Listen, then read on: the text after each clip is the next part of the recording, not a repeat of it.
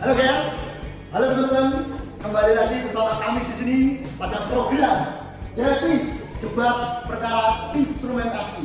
Pada kesempatan yang baik ini kita akan mendatangkan sebuah narasumber, dua orang narasumber yang sangat-sangat luar biasa untuk menjelaskan aspek yang tidak kalah penting di dunia instrumentasi, yakni termografi dan juga tribologi. Langsung saja tanpa basa-basi kita sambut Mas Wahyu dan Mas Dito.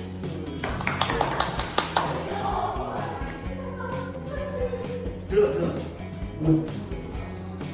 Oke, pemirsa, karena dua narasumber ini sudah duduk dan sangat-sangat terlihat dari wajahnya sangat siap untuk memberikan materi yang sangat-sangat insightful.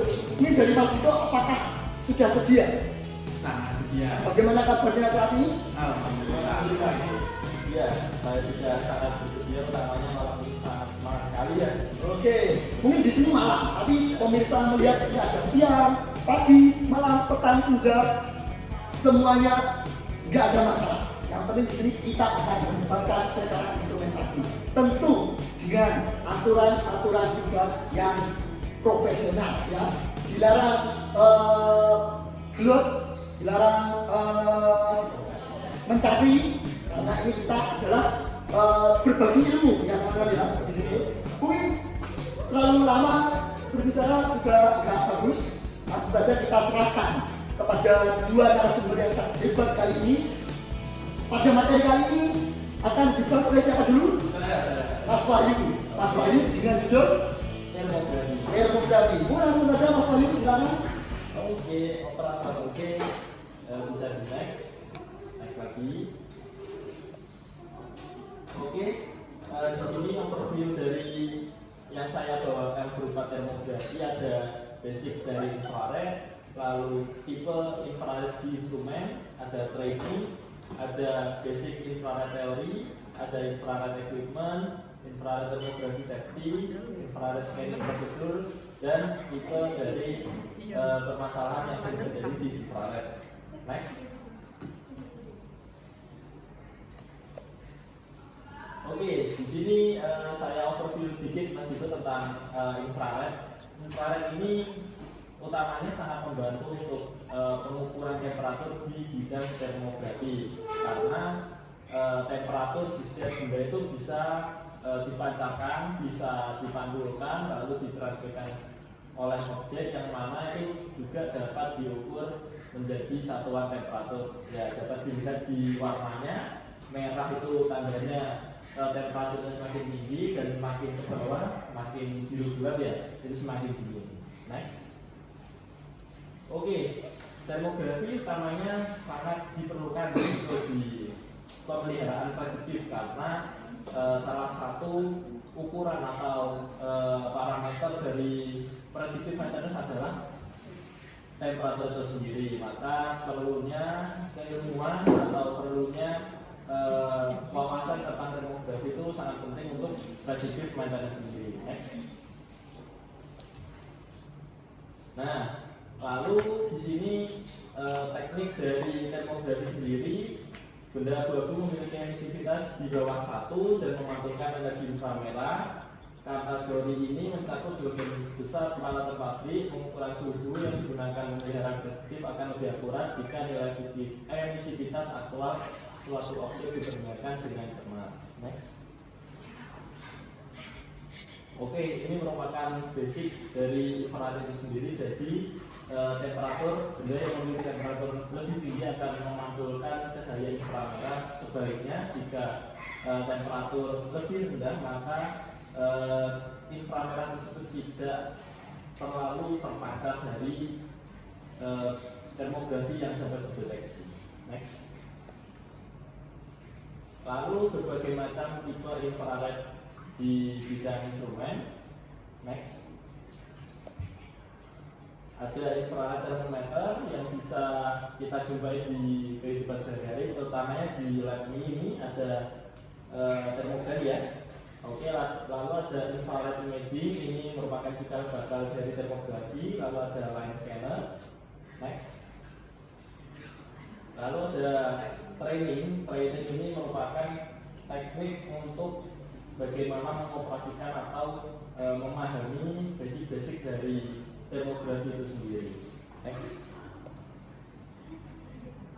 Basic infrared teori berdasarkan spektrum elektromagnetik, semua benda memancarkan energi elektromagnetik saat dipanaskan. Energi inframerah berada dalam spektrum 0,7 sampai 100 mikron. Gelombang elektromagnetik memiliki panjang gelombang dan frekuensi tertentu. Semakin tinggi suhu, semakin tinggi frekuensi. Panjang gelombang pendek menunjukkan energi tinggi, sedangkan panjang gelombang panjang menunjukkan energi rendah. Next. Lalu di sini ada juga saya memaparkan di konsep perpindahan panas, ada konduksi, konveksi, dan radiasi. Lalu emisivitas di sini adalah persentase energi inframerah yang dipancarkan oleh objek. Benda hitam ada memancarkan sempurna dengan emisivitas 100%. Objek nyata memiliki nilai emisivitas berbeda tergantung pada sifat permukaan. Next. Nah, lalu di sini perlunya diperhatikan dalam pemilihan alat-alat yang untuk digunakan dalam mendeteksi inframerah, terutama di termografi. Kriterianya ada probabilitas, yakni ukuran dan berat itu harus disesuaikan, kemudahan penggunaan, deteksi panas dan istilahnya range, lalu suhu maksimum dan minimum untuk penggunaan di plan, lalu panjang gelombang untuk menentukan range-nya tadi, baterai, lensa tambahan, monitor, dan next. Outputnya dapat berupa gambar analog atau digital dan software yang dapat memudahkan hasil report atau hasil pengukuran. Next. Di sini ada teori untuk keselamatan dalam penggunaan infrared termografi, dikarenakan infrared termografi ini digunakan untuk seperti kita mensensing dalam bentuk pandangan. Dalam artian di sini kita seperti melaser, memberikan laser kepada objek yang akan kita ukur temperaturnya. Nah, di sini kita juga perlu mematuhi semua keselamatan di industri, memberitahu personel kalau kita melakukan inspeksi termografi melibatkan teknisi listrik. Apabila kita membuka panel, sebisa mungkin kita menggunakan kita inspeksi dengan alat yang beroperasi normal dan terlihat langsung, jangan yang terlalu sempit yang membahayakan, dan terdapat interlock tanpa mekanisme bypass, matikan alat sebelum membuka cover. Next. Lalu ada scanning prosedur. Next. Di sini ada tipe dari permasalahan yang ada dari infrared. Satu, longsoran mekanis, yaitu berupa karena temperatur yang tinggi juga kadang menyebabkan looseness atau kekendoran, ada itu mungkin bau ataupun sambungan perpipaan. Lalu masalah beban, ketidakseimbangan beban antar fase menyebabkan panas berlebih. Ketika beban itu kadang terpasang tidak seimbang, maka pengencang seperti baut yang ada di sebelah kiri atau sebelah kanan itu juga kadang menyebabkan melenting atau seperti nongkung lah karena panas gitu ya. Kegagalan komponen ini juga mungkin sering terjadi karena panas. Next. Nah, di sini yang tadi mechanical looseness. Next. Komponen failure ini juga tadi yang disebabkan oleh panas. Next. Nah, ini juga termasuk common problem atau permasalahan yang sering ditemukan dan bagaimana kita troubleshootingnya. Untuk kontrol motor dan distribusi, kita juga dapat mendeteksi titik panas pada sambungan yang longgar atau kerusakan. Lalu ada switch gear atau sekunder utama dengan cara memindai kabel, sambungan, pemutus sirkuit, depan belakang, dan bus setelah penutupannya dilepas. Lalu panel distribusi pemutus sirkuit dipindai dengan cara melepas tutup pendeteksi. Lalu bus bar memindai dengan permukaan logam bus bar untuk mendeteksi sambungan yang rusak. Next. Lalu ini juga lanjutan dari yang tadi, Untuk prosedur tadi juga diterapkan di rotating equipment seperti motor yang berkapasitas daya lebih dari 25 HP, lalu ada trafo berisi minyak. Ini juga perlu dideteksi secara termografi temperatur, trafo tipe kering, bracing trafo, kapasitor, switch gear, saklar pemutus beban, sekring, pemutus sirkuit, dan konduktor.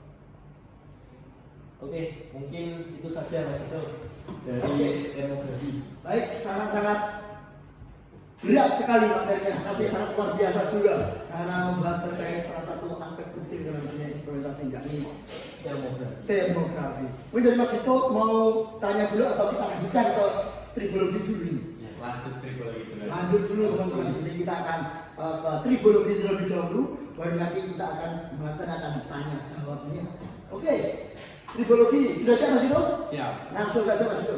Baik, terima kasih atas waktunya Mas Moderator. Mohon permisi Mas Wahyu, saya mau mempresentasikan tentang tribologi. Bisa di next. Nah, sebelumnya perkenalkan, nama saya Haji Joy Satya Rahmat dengan NRP 2042221092. Next, nah, pengertian singkat tentang tribologi. Tribologi adalah studi tentang desain dan kinerja sistem rotor, bantalan, dan pelumasan pada mesin. Teknik tribologi seperti analisis oli, spektrografi, ferrografi, dan partikel kausan digunakan untuk memelihara prediktif.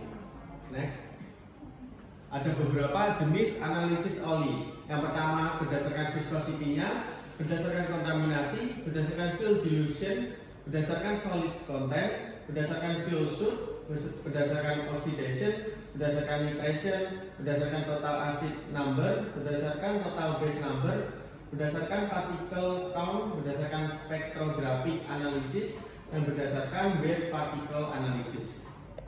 Next, ada beberapa jenis kausan. Yang pertama, rubbing wear atau yang disebut juga kausan gesek. Yang kedua, atau cutting wear dapat disebut juga kausan pemotongan.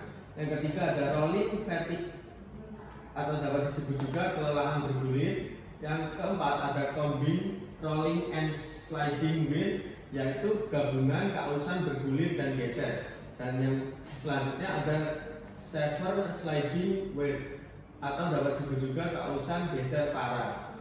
Next. Nah, oil analysis cost and use. Yang pertama, kita harus mencari dulu biaya alat tinggi, yaitu alat spektrografi berbasis mikroprosesor sangat mahal, sekitar 30.000 US dollar hingga 60.000 US dollar. Sehingga banyak industri memilih menggunakan layanan pihak ketiga.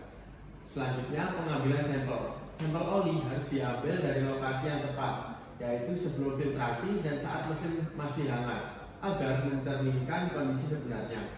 Selanjutnya, interpretasi hasil. Hasil analisis mengandung istilah teknis kimia yang sulit dipahami, sehingga dibutuhkan pengetahuan kimia dasar dan pelatihan khusus.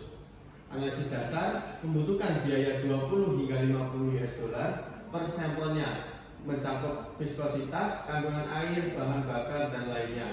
Untuk selanjutnya, analisis lanjut di atas 150 US dollar per sampel, meliputi deteksi logam dan analisis partikel.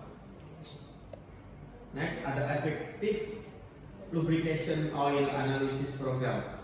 Suatu pendekatan sistematis yang digunakan untuk memantau kondisi oli, pelumas, dan peralatan secara berkala melalui pengambilan sampel dan pengujian laboratorium yang bertujuan, yang pertama, mengurangi biaya pemeliharaan, yang kedua, meningkatkan umur peralatan dan pelumas, yang ketiga, meningkatkan produktivitas dan ketersediaan peralatan, yang keempat, mengubah data menjadi tindakan, yang kelima, menghindari keputusan berdasarkan data tidak akurat, dan yang keenam, menyesuaikan strategi dengan kondisi nyata peralatan. Next, ada equipment audit. Audit peralatan penting untuk memahami desain, kondisi operasional, dan lingkungan. Data ini menjadi acuan penetapan batas kerja, perencanaan pemeliharaan, dan mendukung teknologi prediktif seperti analisis getaran. Yang mencakup equipment criticality, equipment component and system identification, operating parameters, operation equipment evaluation, maintenance history, and operation environment. Selanjutnya ada juga oil sampling location, new oil baseline, cooling water basin, targets and alarms, database development. Next. Nah, selanjutnya ada lubricant audit proses. Keandalan peralatan memerlukan pelumas yang memenuhi dan mempertahankan persyaratan fisik, kimia, dan kebersihan tertentu. Jejak rinci dari pelumas diperlukan, mulai dari masuk minyak hingga akhir setelah pembuangan pelumas yang telah digunakan. Pengambilan sampel dan pengujian pelumas sangat penting untuk memvalidasi kondisi pelumas selama siklus hidupnya. Ada lubricant requirement, lubricant supplier, oil storage, handling and dispensing, dan waste oil. Ada baseline signature. Sistem DIY itu mengumpulkan dan menganalisa data mengenai kondisi peralatan dan pelumas yang berkaitan dengan alarm dan target dari pengaudit. Data yang dibutuhkan setidaknya terdiri dari yang pertama ada 3 sampel yang diambil dalam kondisi tepat. Yang kedua, interval pengambilan sampel dalam waktu yang singkat, misal 1 bulan. Tujuan dari interval waktu ini untuk mengetahui kondisi terkini dari peralatan. Dapat dibagi menjadi equipment evaluation, sampling, testing, exception, data entry, selanjutnya exception testing. Next. Monitoring. Pada tahap ini dilakukan pengumpulan data dan pendeteksian awal perubahan kondisi peralatan dan pelumas dalam operasi. Data ini digunakan untuk acuan kegiatan pemeliharaan sehingga operasi berjalan dengan aman, andal, dan hemat biaya. Yang perlu dilakukan yang pertama itu adalah monitoring rutin, perubahan frekuensi, analisis dan akar penyebab, pengujian pasca perbaikan dan laporan, dan juga template perbaikan kontraktor. Next, ada program evaluation. Nah, pemeliharaan prediktif mendeteksi anomali lebih awal sebelum terjadi kerusakan. Namun biayanya sangat tinggi. Karena itu, beberapa aktivitas dikurangi untuk efisiensi dalam hal ini. Dan analisis pelumas perlu dokumentasi biaya agar tetap efektif. Dan next, ini ada study case dari tribologi. Nah, ini diambil dari backgroundnya, yaitu penelitian ini bertujuan untuk menyelidiki performa pelumas oli dengan mengamati perubahan indeks viskositas, perbedaan warna, koefisien thermal, dan transmisi torsi. Dibagi menjadi 3 jenis pelumas yang akan dievaluasi. Yang pertama ada pelumas berbasis parafin, pelumas sintetis polyalkilena glikol. Yang ketiga pelumas berbahan dasar sintetis penuh. Next. Nah, untuk metodenya secara khusus pengukuran non-linier yang diukur dan pemakaian sinyal listrik non-stasioner diselesaikan dengan empirical mode decomposition melalui Hilbert buang transform dalam domain waktu dan frekuensi dengan sudut fasa yang berbeda. Dan eksperimen validasi mengkolerasikan pembacaan fisik torsi beban, konduktivitas thermal, viskositas, dan warna oli 10W40 dengan mengosongkan sinyal listrik.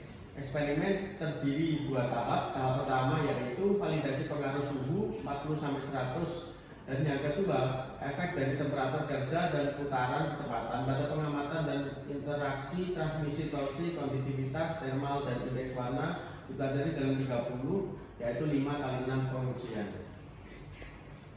Next, resultnya yaitu korelasi viskositas oli, temperatur, dan konduktivitas listrik menghasilkan bentuk gelombang dan energi, dan juga transmisi torsi.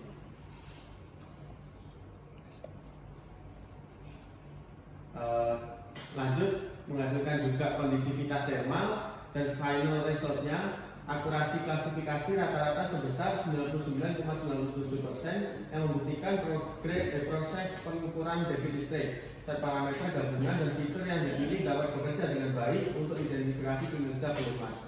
Lack of research-nya akurasi klasifikasi rata-rata sebesar 99,97% yang membuktikan proses pengukuran debit listrik. Itu tadi set parameter gabungan yang bekerja dengan baik untuk identifikasi kinerja pelumas.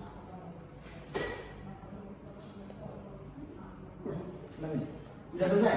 Nah, saya kembalikan kamu mau apa? Sangat impresif. Teman-teman. Oke, karena ini saya lihat dari kedua belah pihak telah memaparkan informasinya, memaparkan materi-materi yang sungguh luar biasa sekali. Dan saya juga lihat ini Mas Bayu telah mencatat, wah ada beberapa pertanyaan ini. Mungkin akan seru nanti yang bakal ditanyakan oleh Mas Dito ataupun Mas Dito tanya ke Mas Bayu. Mungkin siapa dulu yang mau bertanya nih? Ya mungkin saya ya, karena urusan tribologi menarik menurut saya. Di sini tribologi juga termasuk analisis oli untuk rotating equipment ya, betul Mas itu? Benar. Oke, mungkin yang pertama saya ingin bertanya, bisa dijelaskan sedikit apa saja parameter ukur dari rubrikan audit proses itu sendiri? Oke, mungkin ditampung atau kita jawab langsung? Mungkin ditampung dulu. Ditampung dulu, oke. Oke, pertanyaan kedua, kenapa oli atau lubrikan pada mesin, utamanya di rotating equipment itu perlu dianalisis, Mas? Karena kan yang kita tahu di motor itu kan kita cuma pakai, lalu diservis, dibuang gitu kan. Nah itu kenapa tuh? Itu harus dianalisis penyebabnya apa dan mungkin ada improvement apa gitu. Ada pertanyaan lagi? Mungkin cukup dua itu saja. Dulu, Mas Dito, ini yang pertama, parameter ukur dari lubrikan audit proses itu apa itu Mas Dito? Karena ini adalah parameter yang perlu dipertimbangkan untuk melaksanakan sebuah audit, terutama di ilmu tribologi ini. Mungkin Mas Dito bisa menjawab? Nah. Oke. Tribologi. Sebenarnya kalau kita berbicara tribologi ini, di pelumasan oli motor kita itu biasanya harus penting sekali ya. Biasanya cewek-cewek itu biasanya malah menyepelekan, ya. Dan katanya apa itu namanya sponsor dari bengkel, sponsor merek oli, branding. Itu sebenarnya penting itu ternyata ya. Penting sekali Mas. Jadi melihat dari pemaparan Mas Dito tadi, saya juga tertarik ya, kenapa oli itu sebegitu pentingnya jadi analisis gitu Mas. Benar. Emang kalau diganti gimana gitu kan ya? Iya, pengaruhnya.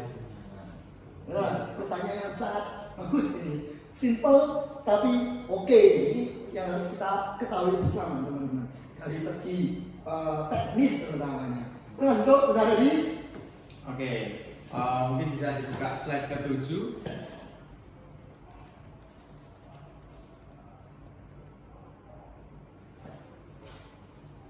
Nah ini yang pertanyaan tentang kenapa oli dan atau lubrikan pada mesin utamanya di rotating equipment itu perlu dianalisis.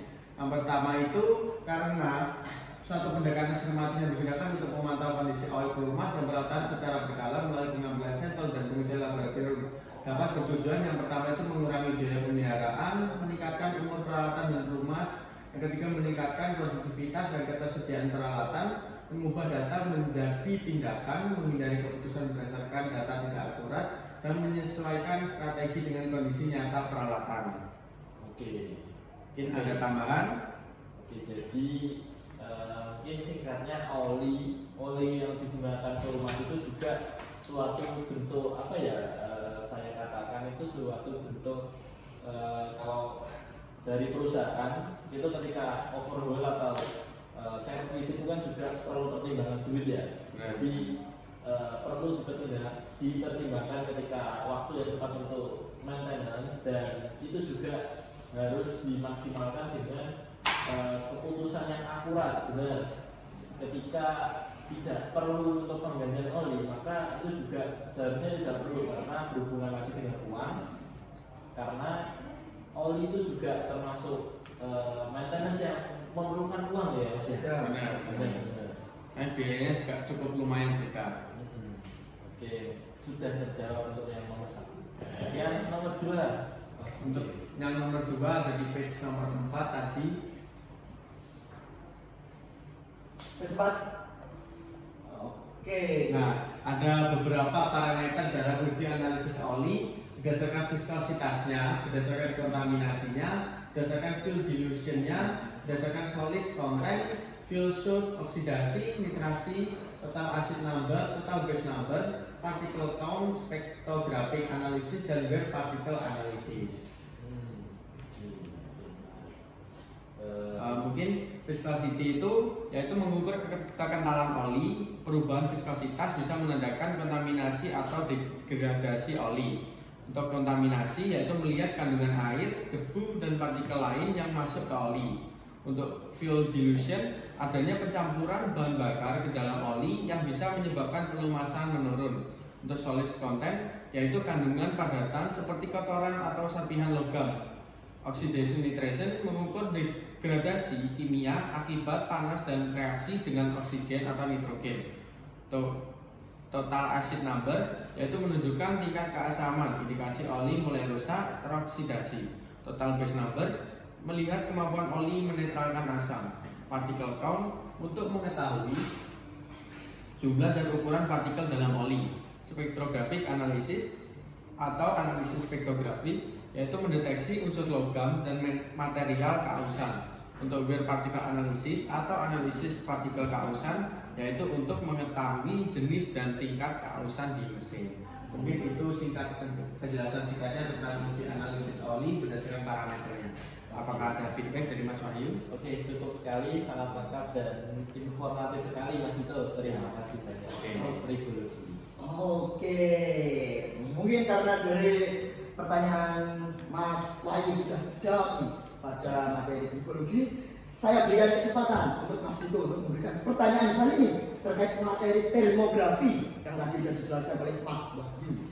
Oke, sebelumnya terima kasih moderator. Saya ada dua pertanyaan nih. Yang pertama itu infrared termografi. Infrared termografi adalah metode pengukuran temperatur melalui scanning temperatur yang dipancarkan, memantulkan atau menyerap sebuah objek atau benda. Termografi dalam dunia industri memudahkan pengukuran temperatur non kontak dengan memanfaatkan pantulan temperatur melalui sinyal inframerah. Dalam dunia industri, hal penting apa yang perlu di-maintain untuk pengukuran temperatur dan apa penyebabnya? Mungkin langsung dijawab atau kita mundur? Saya tambah dulu. Oke. Untuk pertanyaan yang kedua, tentu dalam menjaga performa dari komponen yang saya sampaikan tadi bekerja dengan optimal, perlunya dipilih alat dan konfigurasi yang sesuai agar alat pengukuran termografi sesuai dengan penggunaan klien berada. Apa sajakah yang perlu diperhatikan dalam memilih alat termografi? Oke, baik. Terima kasih Mas Dito pertanyaannya terkait termografi yang saya sampaikan. Mungkin minta tolong operator di next lagi sampai hampir slide terakhir ya.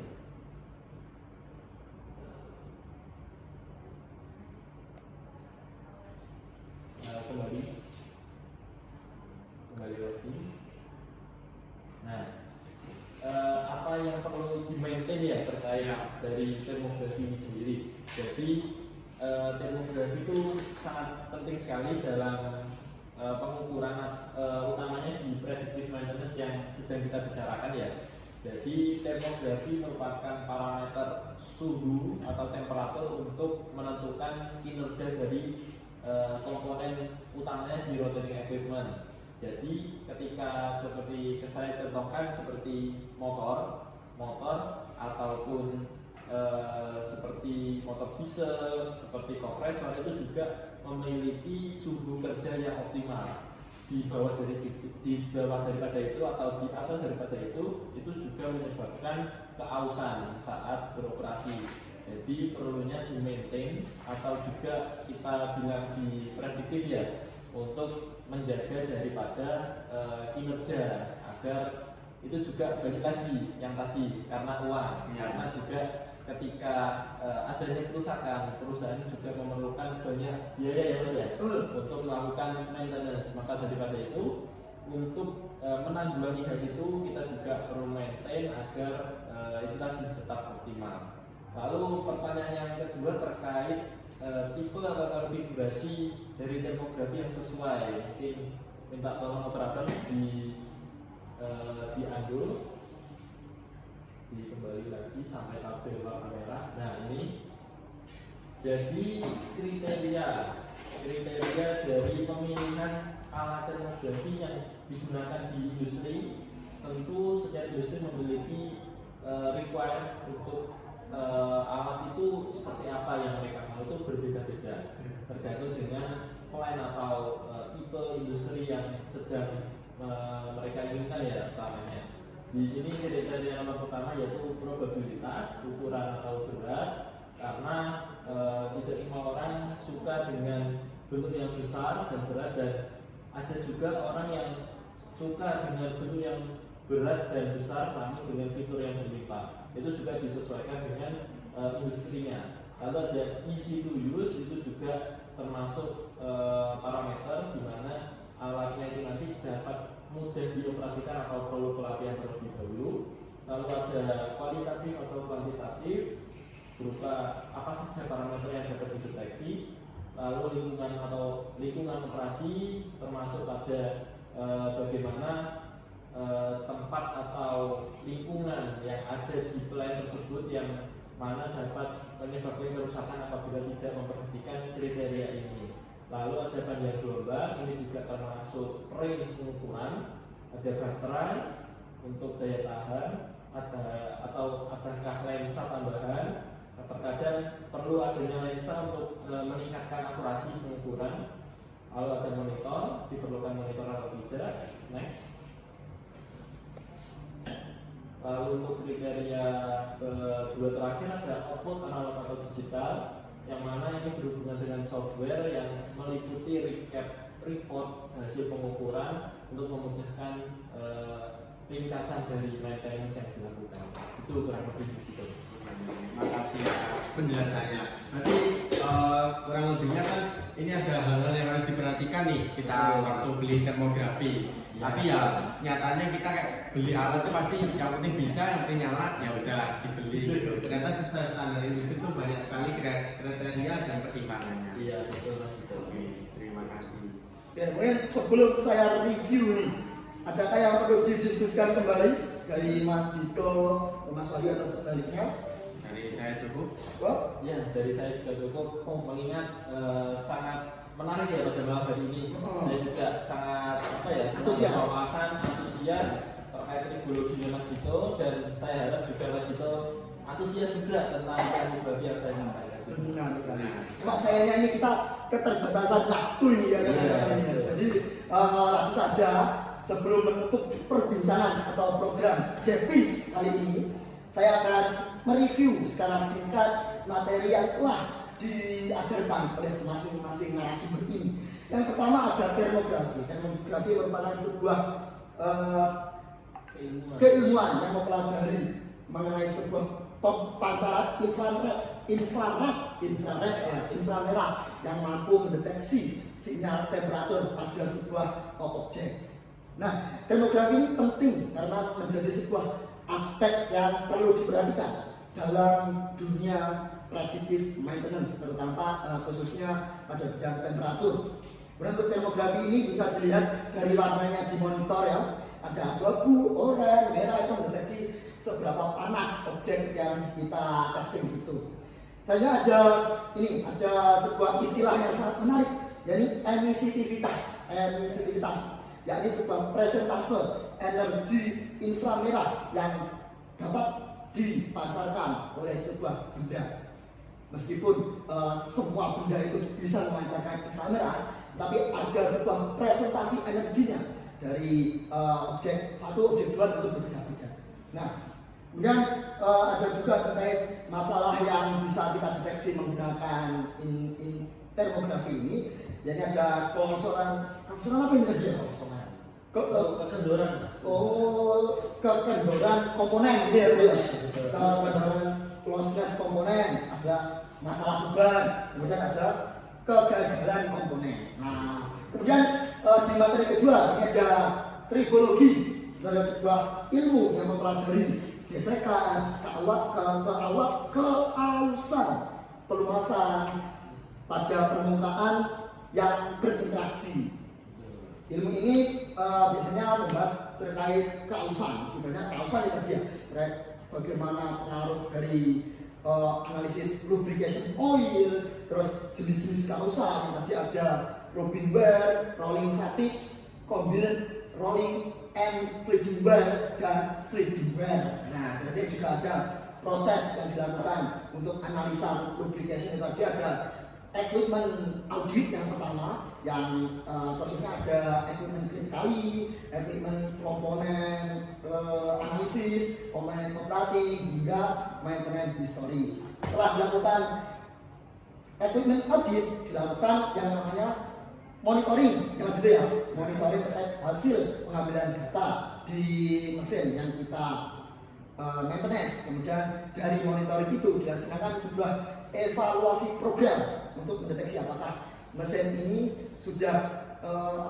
sudah sesuai dengan kondisi yang optimal. Mungkin itu dulu ya teman-teman ya untuk Depis pada hari ini, sangat luar biasa. Itu dulu teman-teman, sampai jumpa di Depis selanjutnya. Assalamualaikum warahmatullahi wabarakatuh.